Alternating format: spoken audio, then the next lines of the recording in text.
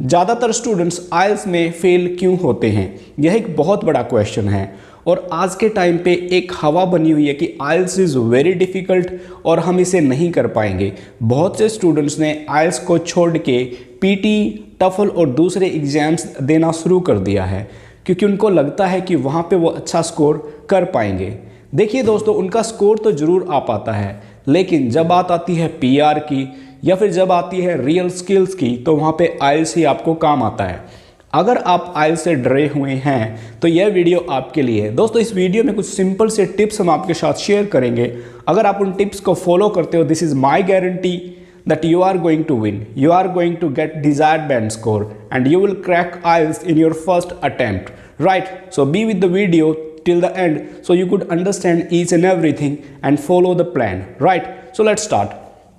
पहली बात, जब भी आप आइल्स की तैयारी शुरू करो, कैसे आप आइल्स की तैयारी कर सकते हैं। जितने भी स्टूडेंट्स आइल्स में फेल होते हैं फर्स्ट टाइम, सेकंड टाइम और थर्ड टाइम, एक सिंपल सा पैटर्न वो फॉलो करते हैं कि वो अपनी इंग्लिश पे कभी भी ध्यान नहीं देते। उनको लगता है IELTS is not an English exam, this is just the test of 4 process like reading, writing, speaking and listening. ऐसा नहीं है दोस्तों, it is the test of 4 skills. आपकी इंग्लिश फ्लुएंसी 4 स्किल्स में मेजर की जाती है, स्पीकिंग, रीडिंग, राइटिंग और लिसनिंग। ये आप बड़े अच्छे से जानते हो। यहाँ पे प्रोसेस का स्किल्स नहीं है, यहाँ पे आपकी इंग्लिश का टेस्ट है। आपकी इंग्लिश रीडिंग, राइटिंग, लिसनिंग और स्पीकिंग में कैसी है, उस तरीके से असेस किया जाता है। इंडिया में ये बहुत ही कॉमन है, जब भी कोई स्टूडेंट आइल्स करने का प्लान बनाता है वो अपनी इंग्लिश पे ध्यान बिल्कुल भी नहीं देता है, वो आइल्स के प्रोसेस पे ज़्यादा ध्यान देता है, जो उसकी सबसे बड़ी मिस्टेक है। अगर आप आइल्स पहली बार में ही क्लियर करना चाहते हैं तो आपको करना क्या है, सबसे पहले इंग्लिश ग्रामर और इंग्लिश वोकैबुलरी पर ध्यान दें। If you just spend 20 days on learning English grammar and improving your vocabulary, this is my guarantee, and this is guaranteed that you will feel very much comfortable in all modules of IELTS, right? तो करना क्या है, English grammar पे focus कीजिए। जब आप English grammar को सीखोगे तो आप बहुत से कॉम्प्लिकेटेड स्ट्रक्चर से डील कर पाओगे, चाहे वो रीडिंग के हो, चाहे वो राइटिंग के हो, चाहे वो स्पीकिंग के हो, लिसनिंग हो। अगर आप ऐसा करते हो तो आप अपने थॉट्स को एक्सप्रेस कर पाओगे बेटर तरीके से स्पीकिंग में और राइटिंग में। अगर आपने पीछे का रिजल्ट देखा है तो बहुत से स्टूडेंट्स आइल्स स्पीकिंग में 5.5 पर अटके हैं और बहुत से स्टूडेंट्स राइटिंग में अटक गए हैं। इसका सिंपल सा मीनिंग ये है कि स्टूडेंट्स इंग्लिश ग्रामर और वोकैबुलरी पे कंसंट्रेट न करने की बजाय रेडीमेड आंसर्स प्रिपेयर करते हैं। राइटिंग में वो टेम्पलेट यूज करने की कोशिश करते हैं, जिसकी वजह से उनका स्कोर नहीं आ पाता। यही सबसे बड़ा कारण है। अगर आपकी ग्रामर अच्छी है, आपने अच्छी वोकैबुलरी प्रिपेयर की है, तो आप आइल्स स्पीकिंग में बड़े आराम से खुद को एक्सप्रेस कर पाओगे और राइटिंग में आप बेटर ऐसे लिख पाओगे, टास्क 1 को भी बेटर तरीके से डील कर पाओगे। पहला पॉइंट ये है कि आपको कॉन्सेंट्रेट करना है इंग्लिश इम्प्रूवमेंट पर। अब बात आती है नंबर 2 की। हर दिन आपको 4 मॉड्यूल्स फॉलो करने हैं, राइट? आप 1 महीने कीजिए या 2 महीने कीजिए, जितना भी टाइम आप लेना चाहते हैं, तो आपको करना क्या है कि 4 मॉड्यूल्स की हर दिन प्रैक्टिस करनी है। हो सकता है कि आप 2 मॉड्यूल सुबह कर सकते हो, 2 मॉड्यूल शाम को कर सकते हो, but you have to practise और 4 मॉड्यूल्स, राइट? और स्पीकिंग के 2 टेस्ट डेली प्रैक्टिस कीजिए, क्योंकि स्पीकिंग की प्रैक्टिस से ही आपकी फ्लुएंसी इंप्रूव होगी। आप नए आइडियाज़ जनरेट कर पाओगे और कॉन्टेक्स्ट में बोलना सीख जाओगे। ओके, तो 2 टेस्ट आप स्पीकिंग के कीजिए। राइटिंग में आपको करना क्या है दोस्तों, सबसे पहले आप सैम्पल आंसर्स पढ़िए। हर दिन कम से कम 5 से 7 सैम्पल आंसर्स पढ़िए। उसके अलावा जिस टॉपिक पे आपको ऐसे लिखना है उससे रिलेटेड आर्टिकल्स पढ़िए, राइट? जब आर्टिकल पढ़ोगे तो आपको पता लगेगा कि किस टाइप के आइडियाज़ आपको ज़रूरत है, वोकैबुलरी को कैसे यूज करना है, कनेक्टर्स आप कैसे प्लेस करोगे। ये सारे का सारा आइडियाज़ आपको तब लगेगा जब आप सैम्पल आंसर को अच्छे से स्टडी करोगे। और फ्री आर्टिकल्स मीन्स आप गूगल में जाइए, टाइप कीजिए इन्वायरमेंट रिलेटेड आर्टिकल्स।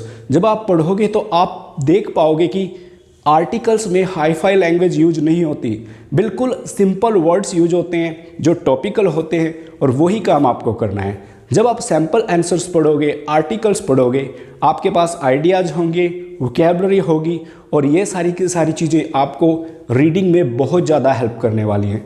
स्टूडेंट्स कहते हैं कि रीडिंग में बहुत डिफ़िकल्टीज होती है, ऐसा इसलिए है क्योंकि वो पढ़ना नहीं चाहते हैं, रीडिंग में कंसंट्रेट नहीं हो पाता है। जब आप आइल्स के आर्टिकल्स पढ़ना शुरू करोगे, टॉपिकल आर्टिकल्स पढ़ना शुरू करोगे तो आपका इंटरेस्ट भी बनेगा और ये आपकी मदद करेगा ओवरऑल अंडरस्टैंडिंग को इम्प्रूव करने में, राइट।